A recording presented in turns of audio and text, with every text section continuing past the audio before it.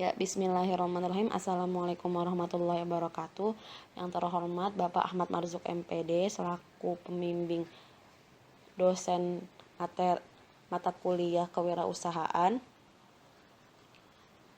Dan kami dari kelompok 4 yang beranggotakan saya sendiri, Nairatul Qadri, Nafa Junita, dan Nisa Sabina Kintani akan mempresentasikan materi kewirausahaan tentang pengambilan resiko usaha.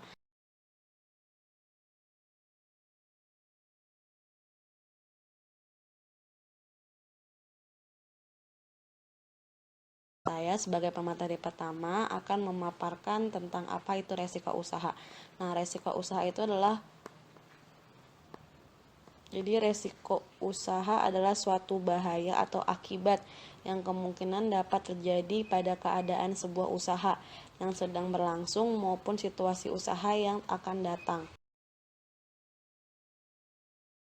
Nah, sifat dari resiko usaha sendiri itu adalah tidak pasti atau tidak dikehendaki oleh para pembisnis, dan juga resiko usaha ini akan menimbulkan menimbulkan kerugian yang besar.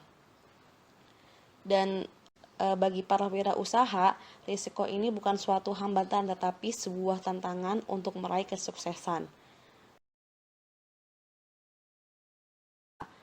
Nah, secara umum resiko usaha ini dapat diklasifikasikan menjadi pertama resiko murni. Apa itu resiko murni? Yaitu resiko yang menyebabkan kerugian dan tidak mungkin menimbulkan keuntungan. Dan juga resiko ini resiko ini tidak dapat dicegah. Contohnya, kerugian akibat kerusakan mesin, kerugian akibat mati listrik, dan kerugian karena kebakaran gedung. Nah, dari contoh-contoh berikut ini menunjukkan bahwa resiko ini diambil secara tidak sengaja dan tidak dapat dicegah. Yang kedua adalah resiko spekulatif. Itu resiko yang diambil secara sengaja oleh seorang wirausaha dan memiliki dua kemungkinan hasil, yaitu keuntungan dan kerugian. Contohnya itu adalah membeli barang dengan mata uang asing. Nah, dengan mata uang asing ini mata uang ini kapan-kapan akan meninggi dan juga akan merendah. Nah, ini adalah contoh dari resiko spekulatif. Nah, dari resiko berdasarkan jenis dampaknya, resiko usaha itu dibagi menjadi dua lagi, yaitu resiko sistematik dan resiko spesifik. Nah, resiko sistematik itu adalah resiko yang mempunyai dampak lebih kompleks dibandingkan resiko murni dan resiko spekulatif. Kenapa? Karena resiko yang timbul bisa berdampak ke bagian-bagian lainnya. Contoh, penurunan tingkat penjualan suatu produk akan berdampak pada kerugian, tetapi jika terjadi dengan waktu yang lama, maka kerugian itu akan berdampak ke mana-mana. Akan berdampak ke keuangan, ke produksi, maupun ke sumber daya manusianya. Jadi, perbedaan resiko murni dan resiko sistematis ini terletak pada lama waktunya terjadinya. Jadi, kalau resiko sistematis ini berlangsung lebih lama dari resiko murni. Yang kedua adalah resiko spesifik. Itu resiko yang memiliki dampak khusus dan tidak dapat dihindari tetapi bisa diminimalisasi tingkat resikonya. Contohnya, berjualan es krim akan mengalami penurunan pada saat musim hujan, dan berjualan payung akan mengalami penurunan juga pada saat musim hujan telah lewat.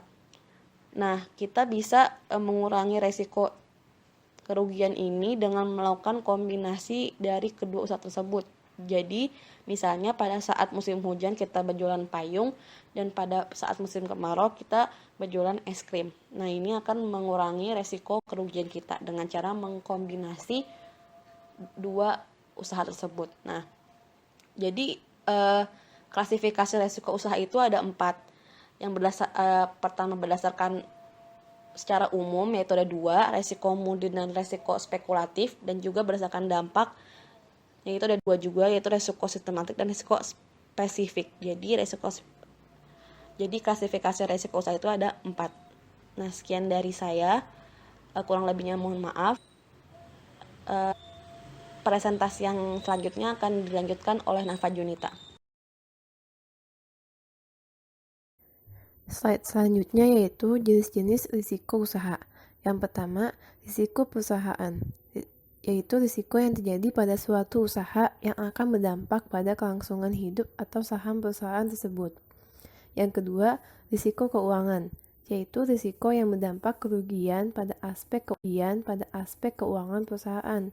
Nah, yang dimaksud di sini adalah di mana suatu perusahaan mengalami kerugian akibat menurunnya pemasukan atau keuangan perusahaan tersebut menurun akibat penjualan yang tidak mencapai target atau banyaknya barang yang tidak terjual.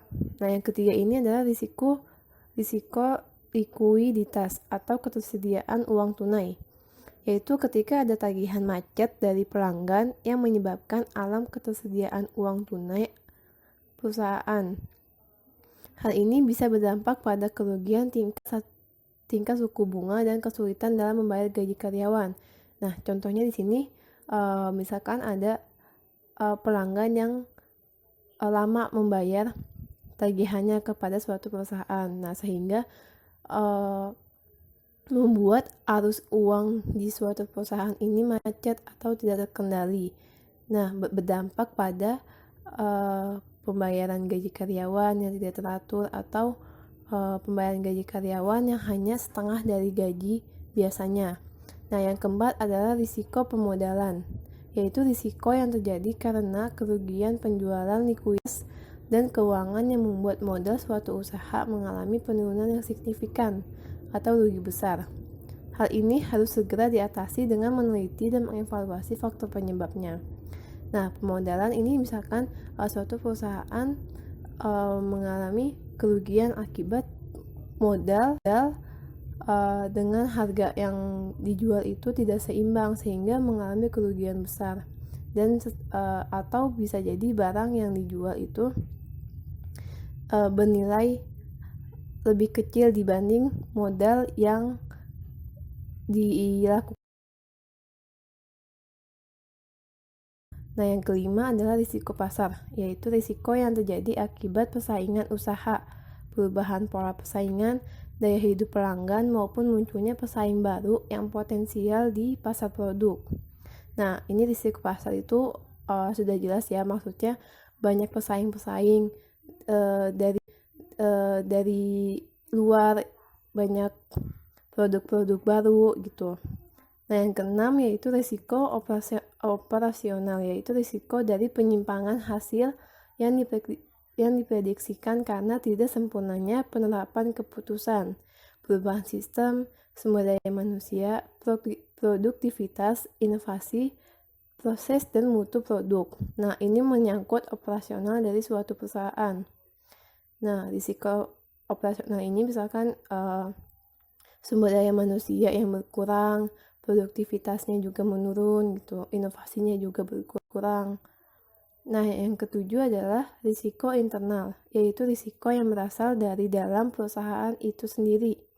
Misalnya, ketidaktahuan dari pemilik usaha, kesalahan manusiawi, kurang pengalaman, kurang pelatihan, kegagalan tim untuk bekerja sama secara efektif, dan kekurangan sumber daya.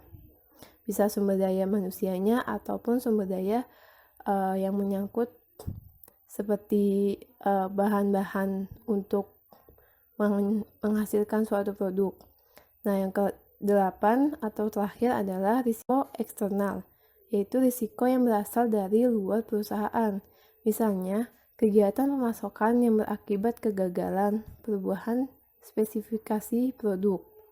Kegiatan pesaing, ada saingan usaha yang sama di luar sana. Ini sama dengan risiko pasar tadi.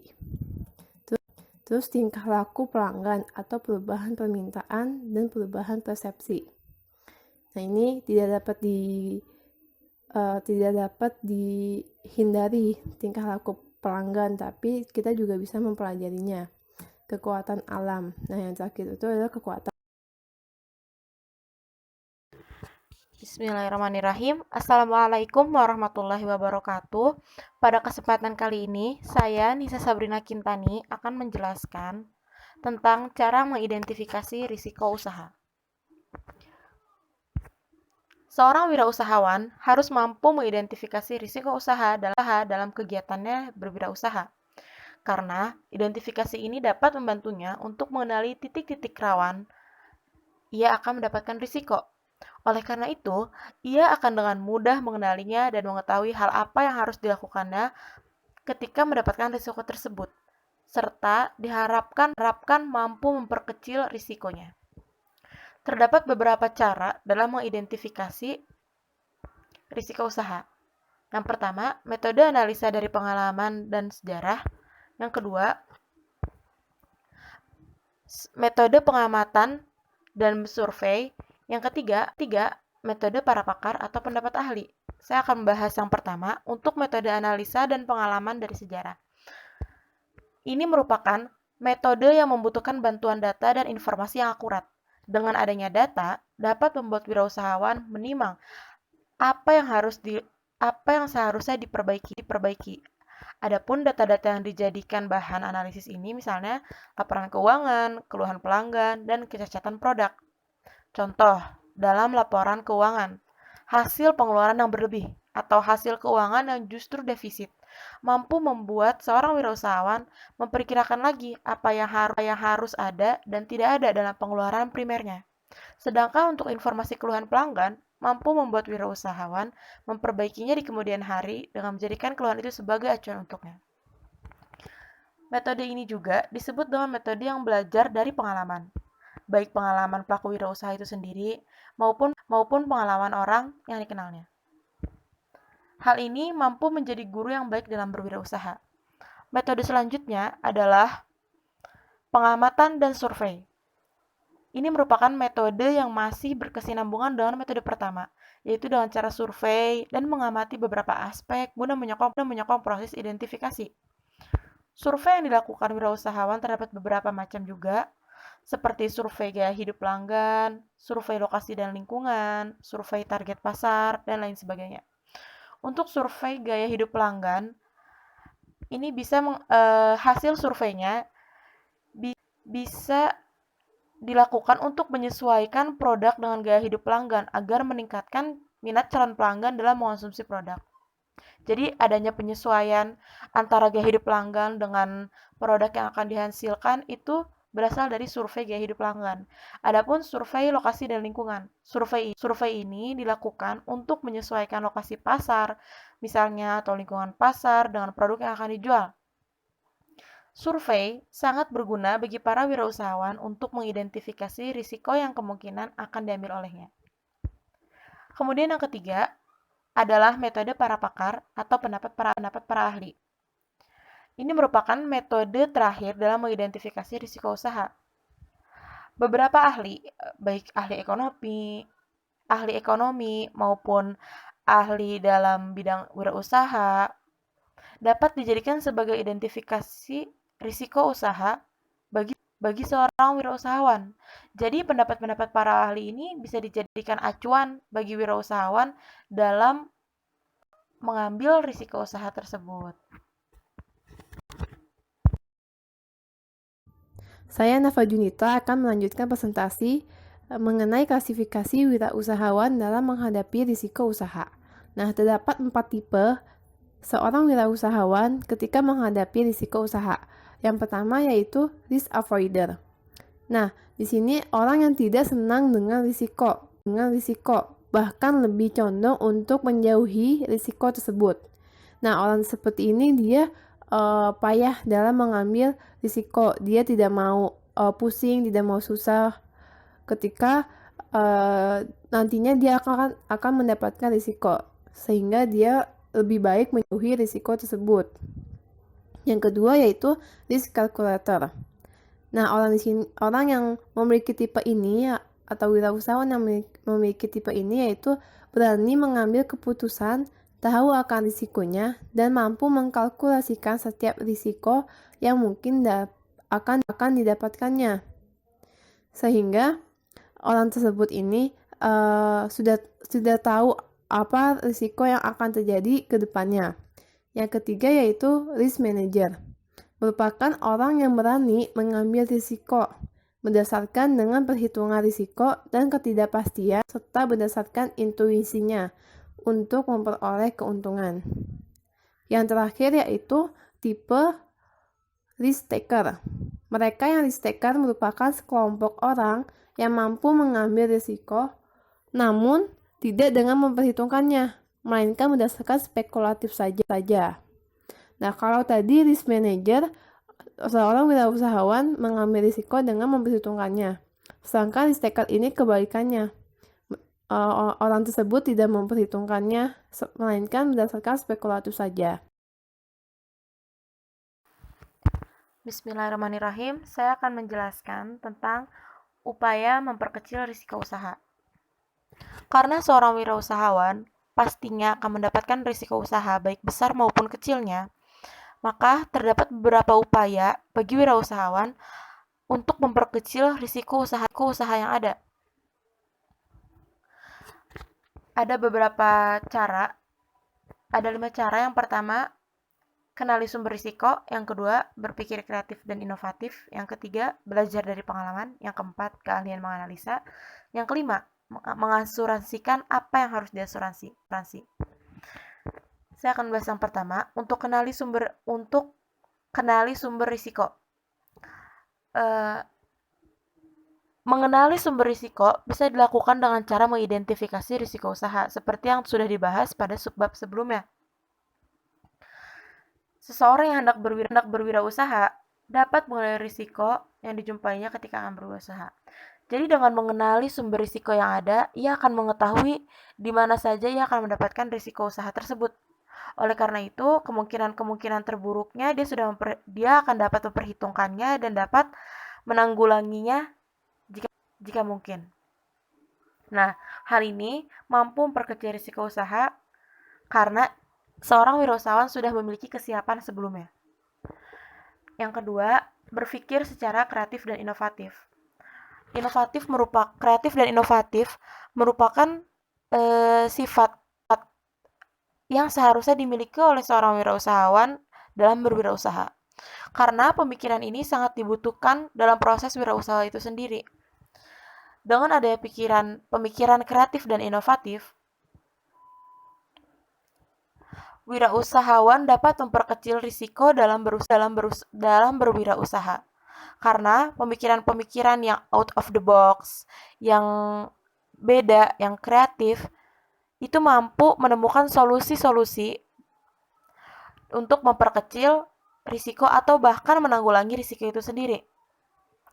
Kemudian yang ketiga, ada belajar dari pengalaman. Pengalaman merupakan guru yang terbaik.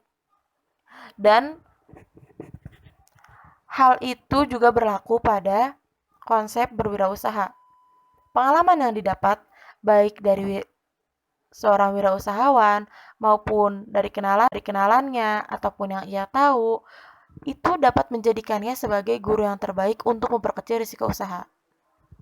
Apabila seorang wirausahawan pernah mengalami kegagalan sebelumnya, apabila ia pernah mengalami keterpurukan sebelumnya, ia dapat belajar dari pengalaman, kemudian menanggulanginya lagi agar tidak terjadi untuk kemudian hari. Selanjutnya ada keahlian menganalisa.